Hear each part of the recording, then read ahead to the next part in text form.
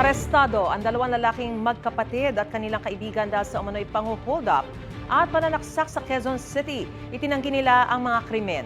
May unang balita si James Agustin. Sa follow-up operation ng pulisya na aresto ang tatlong lalaki na nang hold up at nanaksak umano ng dalawang empleyado sa Sitio San Roque 2, Barangay Bagong Pag-asa, Quezon City. Ang mga sospek ay magkapatid na 22 at 27 anyos at kaibigan nilang 37 anyos. Sugatan ng dalawang biktima na nagtamo ng saksak sa kanilang mga hita. Yung ating mga biktima ay empleyado ng isang aluminum and glass company.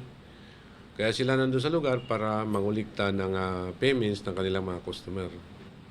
Ngunit may biglang sumulpot sa kanilang likuran itong tatlong suspects at sila ay tinutukan ng patalim para huldapin. Nung ayaw nilang ibigay yung kanilang mga items, ay biglan lang silang pinagsasaksak sa kanilang mga hita. Nang puntahan ng mga pulis sa ospital ang mga biktima, doon na raw natukoy ang pagkakakilanlan ng mga sospek. Nakausap natin yung mga biktima at may pinakita tayo na mga pictures sa ating Roads Gallery na mga tao na karaniwang nasasangkot sa ganitong pang-hold up. At yun nga ay na-identify nila yung tatlo nating suspects na siyang nang hold up sa kanila.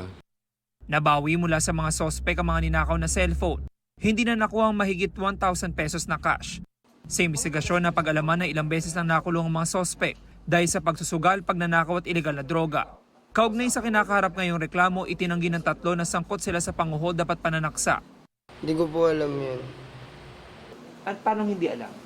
Nasa bahay lang po ako nun. Tapos sinama lang po ako. Hindi po namin ginawa yun. Hindi po totoo.